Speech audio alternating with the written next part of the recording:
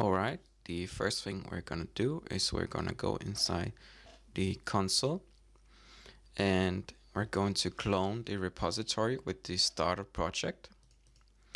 So I have the URL inside my clipboard and I'm going to type out git clone and then paste in the repository URL for the starter project.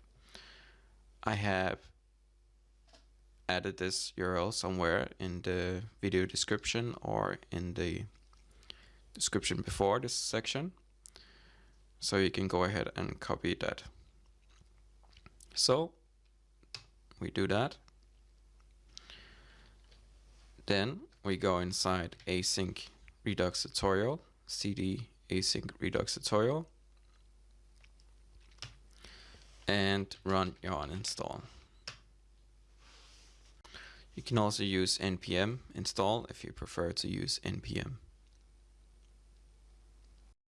Now that yarn has run, we can run React Native run iOS, or if you're on Android, you can run React Native run Android. Alright. I'm on the OS 10, so I will run iOS.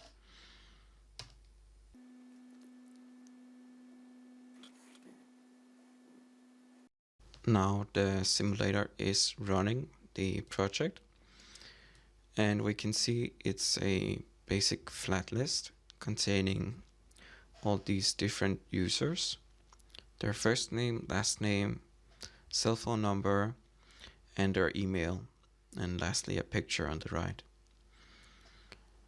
Every time we read out this app, there is going to be a small activity indicator in the middle, and then a new section of 15 people, 15 random people is going to be loaded. So if I press Command R, we'll see the activity indicator in the middle, and there's a new list of random people, like so. So this data is from a public open API called randomuser.me, random user generator. It's a free open source API for generating random user data. So you can use this inside one of your different apps if you want to muck around with some random user data and display it. And there's a lot more information in here also, data, than what we're just using. It's going to return a results array containing all these different users with all their information. Here we have first name, last name, email, and then we have a picture here. That's what we are using in this example. But as you can see, there's a lot more information you can muck around with. So if you want to use that, feel free to do that. Now, I've also loaded the project up inside Visual Studio Code. We have the entry point for the app inside app.js, having the app container where our whole app is inside.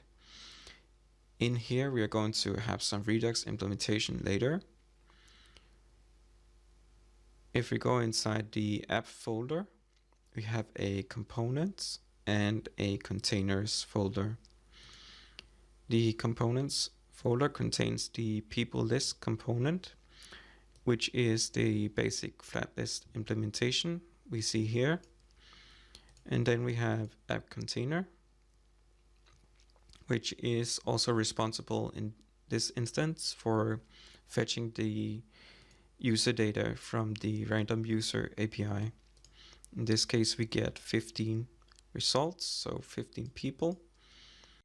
When we are done fetching the data, convert it to JSON, and then we take the results property, which is the array of people, and set it to our people property inside of our state.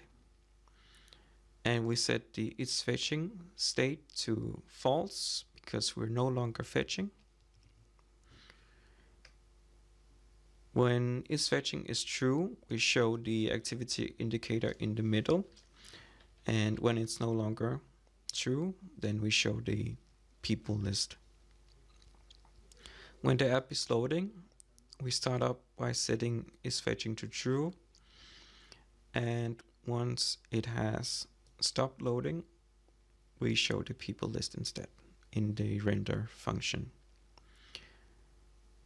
So that's basically it. I hope this code is clear and concise for you and you understand what it's doing. It is basically just vanilla React Native. Hopefully you understand these concepts. If you don't, then maybe Redux is a little early for you to begin looking into. And I suggest that you really understand vanilla React first before diving into Redux. Okay. And the people list component, we are not going to be doing any implementation or modification inside here. We are only going to be changing where it gets the data from. In this case, when we start, it gets the data from our state, our component state.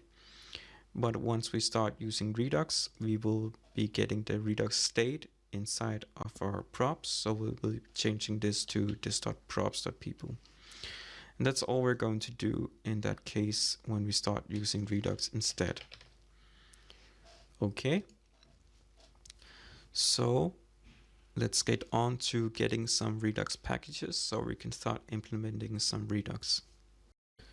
Now we are going to add the packages for the project that we need related to Redux. Two of the packages we have used before when we made our counter. It is Redux and React Redux. So these two packages we have used before when we made our basic counter in Redux. But the new package we will be adding now is called Redux Thunk. So Redux Thunk is what you call middleware, which enables us to use asynchronous API calls inside Redux.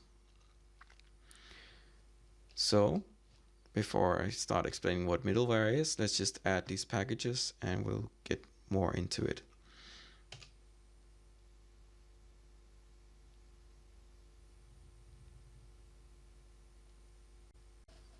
Okay, now the first thing we're going to do is we are going to implement some Redox Actions. So create a folder called Redux. Inside the app folder and inside the Redux folder, let's create a folder called Actions. And again, inside the Actions folder, we create a types.js file. So in this case, when we're doing API calls, it's going to represent three states we can have. We have the first state when we start fetching the data. That's when we reload the app. That's when it is making the request and it shows the activity indicator. That's when we are requesting. Then we have another state, which is when there's a success, when we got the data, and we can present it. And then lastly, there's a third state when we have a failure. There was an error getting the data and we have to display an error message instead. So those are the three basic states that we can have during these API calls. And we're going to define those now. So we have export const fetching people. Oh, if I can spell it. fetching people request. So that's the initial state we have when we show the activity indicator. Fetching people request and fetching people success.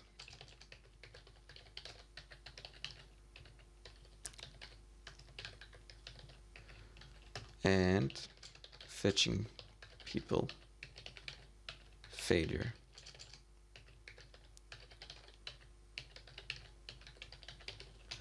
So you might be wondering, why again do we do this? Well, it's because we're using this type inside both our reducer and inside of our actions. So we don't want to have these raw strings around two places. Same as in the counter example we did. Okay. Now that we have the action types, we can start and make the actual actions. So inside the actions folder, I'm going to create a file called people actions.js.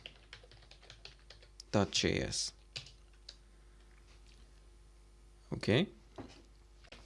Now let's first import the different types that we just defined. And we're going to have fetching people request. Let's do that one first. And fetching people success and fetching people failure from types.js. Okay. Okay, so now let's create the first action for when we are dispatching an action to show the activity indicator.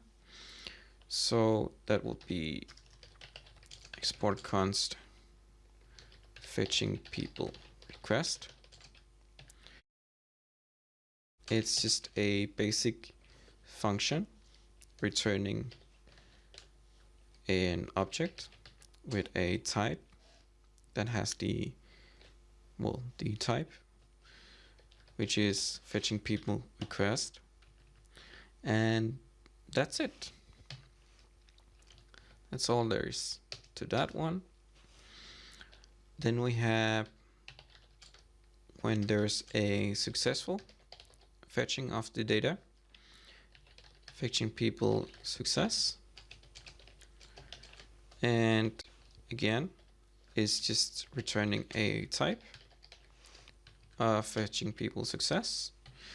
But this time we also have a payload, which is the JSON data that we get from our API. And we have to pass in this JSON inside the argument of the action. Okay, so once we have got the data from the API, we dispatch this action and pass in the JSON result from the random user API. Now we have fetching people failure in case there's an error. Again, we are going to pass in an error to this action, which we can use to display an error message if something happens. So we have a type, fetching people failure. The payload is the error. All right. Lastly, we have a function that we use to actually fetch the people inside the app, which is doing the actual API calls. So when component did mount, we are calling the fetch people action inside of our Redox Actions. So let me show you how that looks. We have fetch people,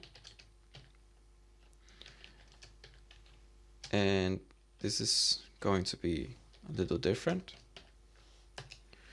It's going to return async and then dispatch.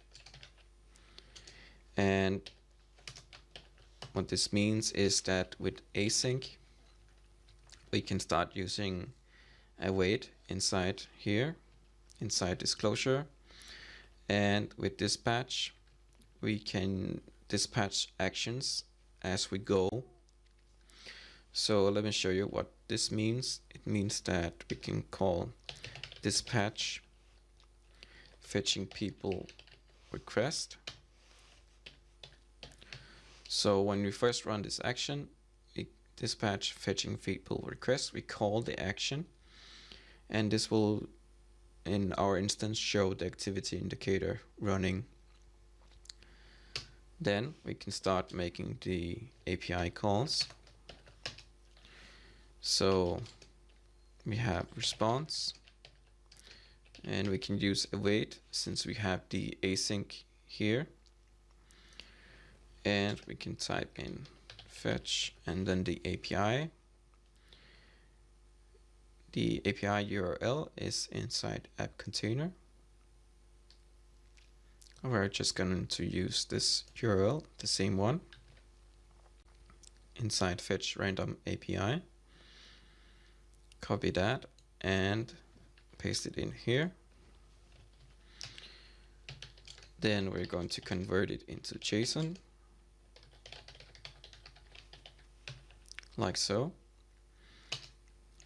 Then we are going to dispatch the successful action when we get the data, and we can display it.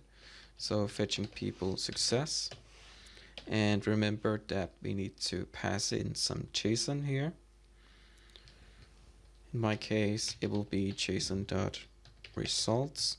That is the array of the results from the API. Then we need a catch for any errors. So catch error. Then we dispatch fetching people failure and pass in the error. Okay. So this action is using all the other actions that we defined up here, and it calls them depending on what state we're in. Like first we call fetching people request because we're starting to fetch, we're starting to get the data. We want to show the activity indicator in the middle. Then it starts to make the API calls. And lastly, when we get the data, we're dispatching fetching people success and passing in the array with all the data of the people. And if there's a failure, if there's an error, we dispatch fetching people failure with an error. I think I should explain a little more what is going on here. What is this return async dispatch? Where is this dispatch parameter coming from, and how can we use it all of a sudden? The dispatch parameter is being fed in from the Redux Thunk middleware. And the middleware is going to sit in between our action and our reducer. So when we dispatch the action, Redux Thunk is going to take this function that is being returned, and it's going to feed in the dispatch parameter. So that enables you to dispatch actions as you go. A more verbose way to write this could also be async function dispatch and remove the arrow. A more shorthand way to write it is by using the function arrow instead. So Redux Thunk is going to go and say, hey, I know what to do with a function when that gets sent towards the reducers. I will handle this, and it's going to take the function and enable you to dispatch actions inside of the action in here. Okay, in the next section, we will start implementing the reducer. Now that we have the actions, we can start and implement our reducer. So inside the Redux folder, I'm going to make another folder, new folder, and I will call it reducers. Inside this folder, I will create a file, a new file called people reducer.js.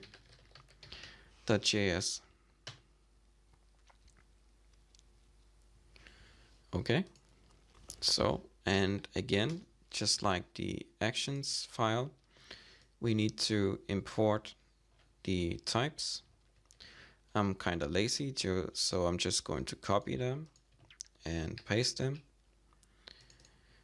And then we need to go up one directory since the types file is inside the actions folder.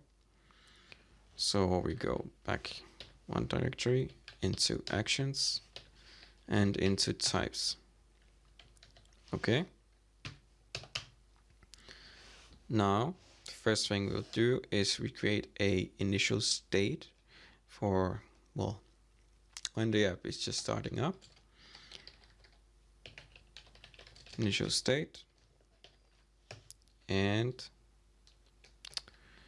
let's see what we have. We have basically the same initial state as we had inside of our app container. Inside the constructor where we initialize the state in here for the component state with a people array, an error message, and an isFetching boolean. And it's basically going to be the same inside of our reducer. So we have isFetching set to, well, I'm gonna set this to false because inside the reducer, when we receive the action for fetching people request this type, we're going to set the isFetching state to true. So, and then we have a error message set to blank. And lastly, the people array. I'm sorry if I say lastly a lot. I will try to make up for that. Okay, then let's create the reducer itself. So we have people reducer. It's a basic function which takes in a state, and if there's no state set, we're going to set it to the initial state. Then it takes in an action, and then we have the function itself. In here we do a switch case on the action type, just like in our simple counter. Then we have a case for each of these types. We have, let's do one for the request first. And when we get the fetching people request, like I said, we want to set isFetching to true. So that means we will turn the whole state like it is with the ... And we will set isFetching to be true. And a more technical name for the ... is the spread operator. So that basically means that we're going to take this whole object as it is, but the properties we have here after comma, we change those. So the whole state is going to be like it is, but we set isFetching to true. And let's take the one for the failure. We're going to return the state just like it is, but we will set isFetching to be false because we're not fetching anymore. We got an error. And let's set the error message. That will be the action payload. Remember that inside of our failure action in here, we passed in an error and we set the payload of the action to be the error. So that is passed inside to our reducer, and we can then use that to set the error message. Okay. Last, we have the success case, where we return a state as it is, but we set its fetching to be false, and we set again the people array to be the action payload. So it's just like the fetching people failure case, except for here we just set the people array instead. And again, inside the fetching people success, we receive a JSON argument, which is the data itself from the random user API. And we set the payload to be that. And then inside the reducer, we get the payload and set that to be the people. Lastly, we need I said lastly again, but that's okay. Then we need a default case for when we don't get any action that we recognize. We just return the state as it is. All right. So then we need to export people reducer. Notice I didn't even say lastly this time. So export default people reducer. Okay. Next section, we are going to implement the Redux store and the Redux provider tag around our app, so we can start using the Redox Actions. Okay, so now we got our reducer, we got our actions, and we have our types. Now it's time to start actually using these actions. So the first thing we do is we go inside app.js in the root of the project. And in here we will import some Redux packages and a provider tag and wrap our app around that, so we can start using the Redux store and Redux Actions. So let's import Redux. Let's import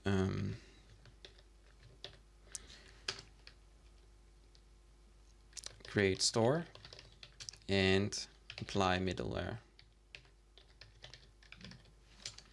from Redux.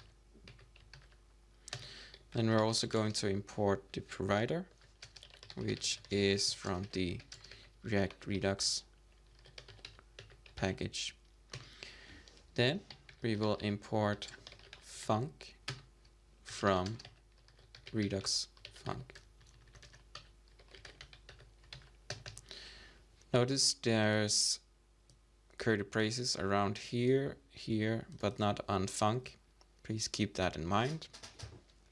I make mistakes like that all the time myself. So we will now create the store with middleware. I will show you how that works.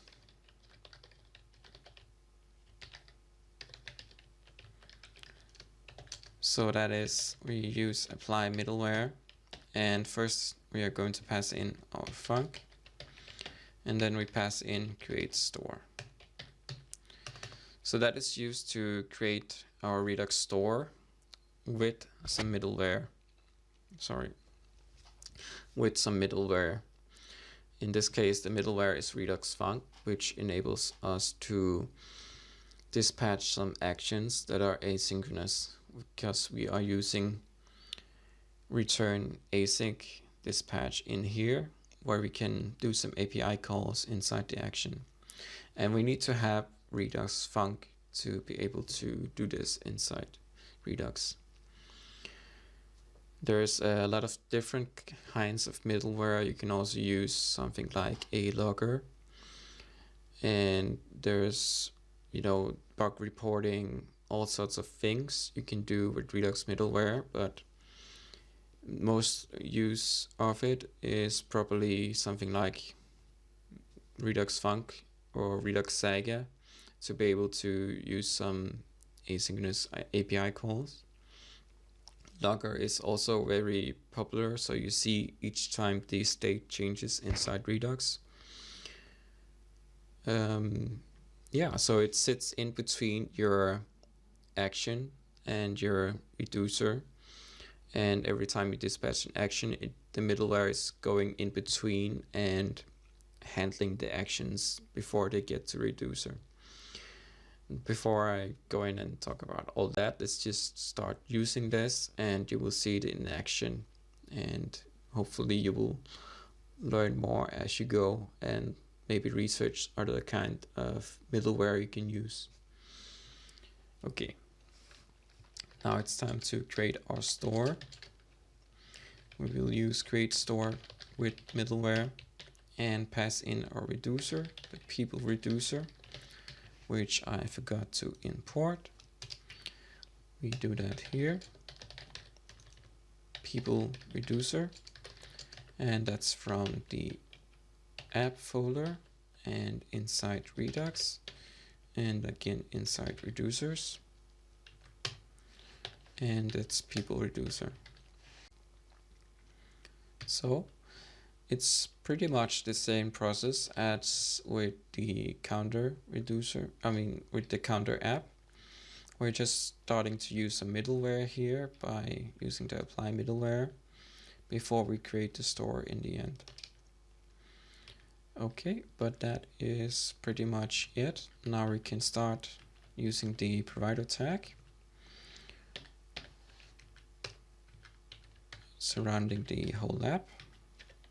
So we have provider store and pass in our store, the Redux store, and then in between we have the app container. So that's the whole app itself.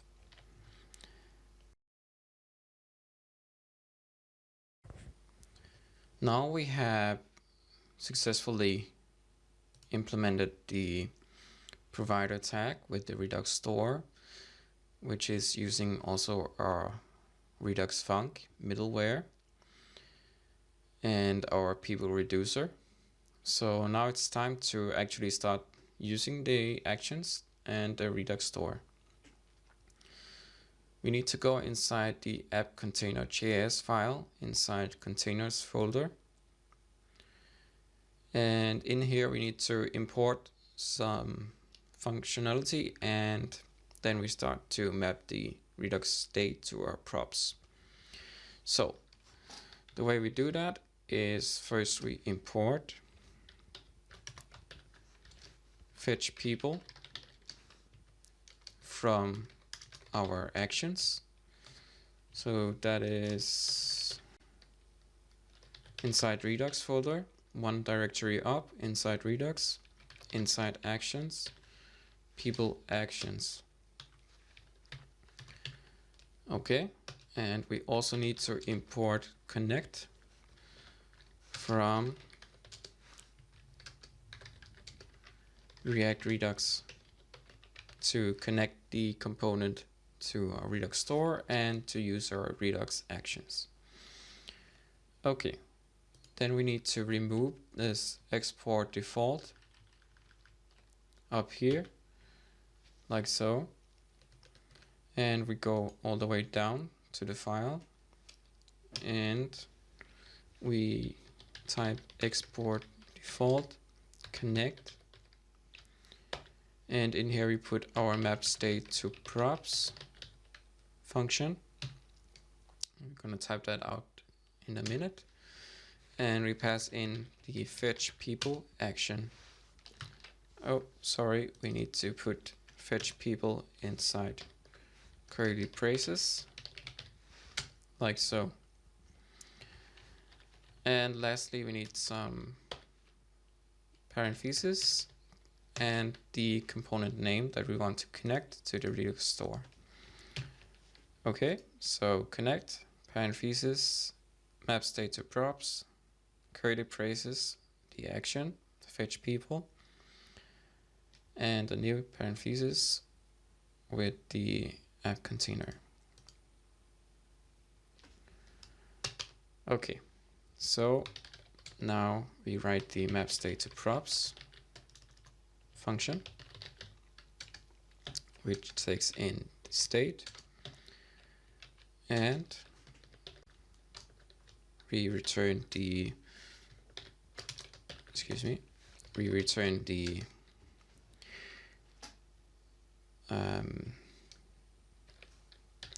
object, which is random people. We can map that to our props from the state. So that means that inside our component, we can type not Rigi, but this dot props dot random people, and then we can access all the properties that we created inside of our reducer, which is fetching, the error message, and people array. So using this, you can access the people array or is fetching.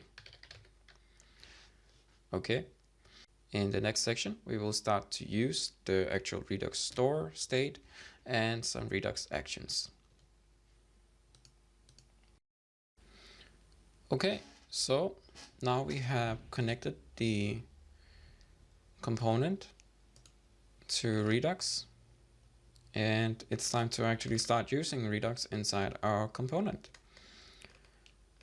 So let's start first by trying to comment out this function, which is calling the API inside the component. We don't want to do that anymore. Now we want to do it inside of our actions and call the fetch people action instead, which is calling the API.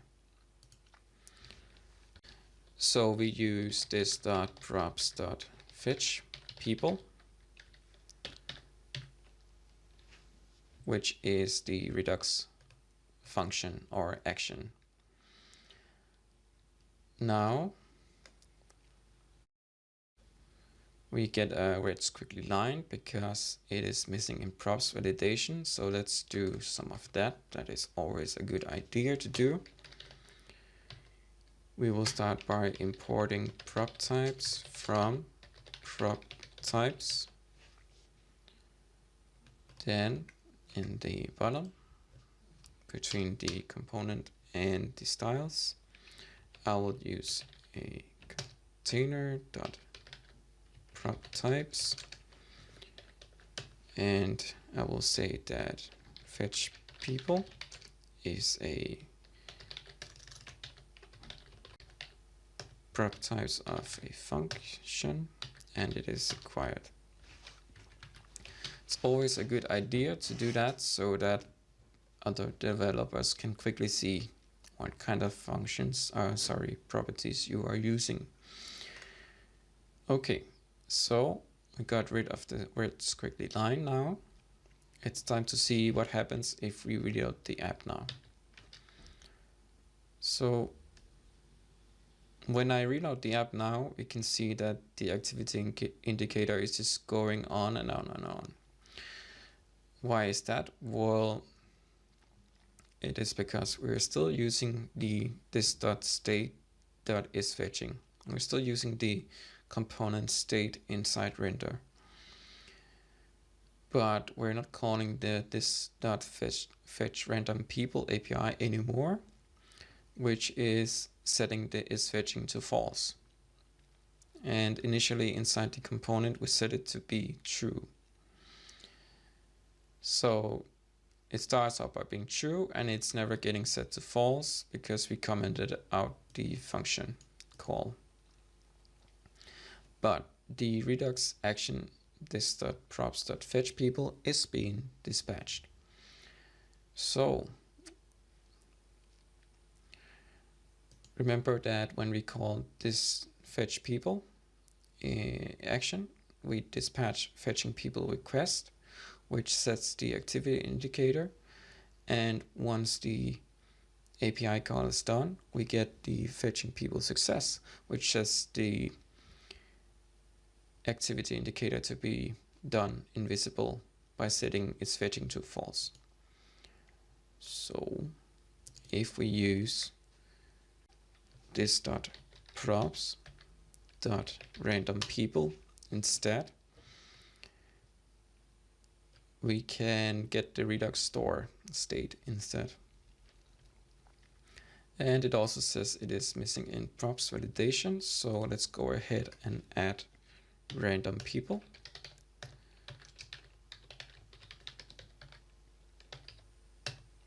And I'm going to say this quiet. Okay.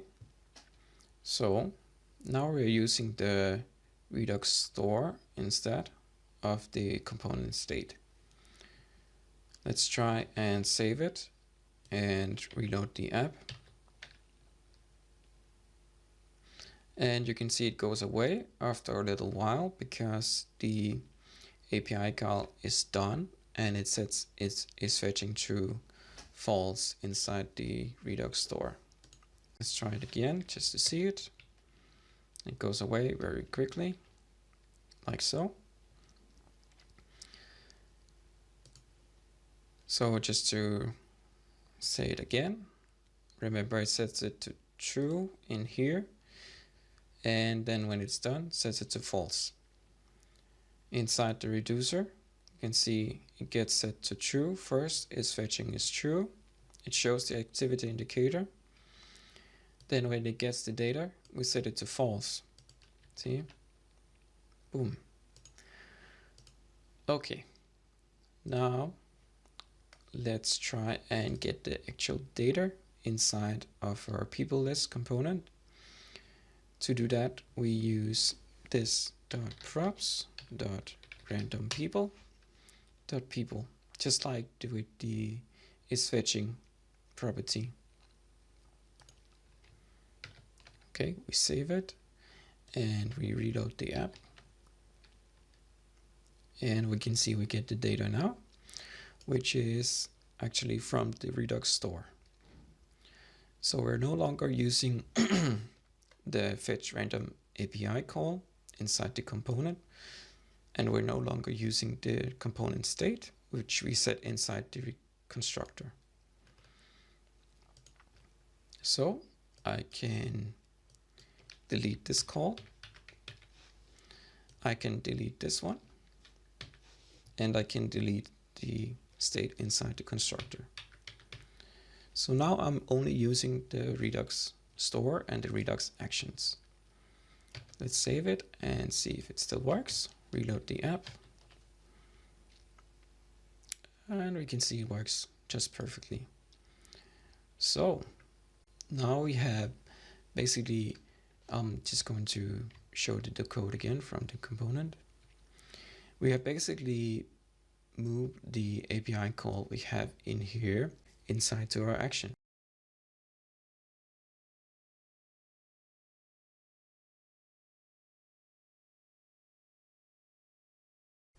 Inside the reducer, we set the state.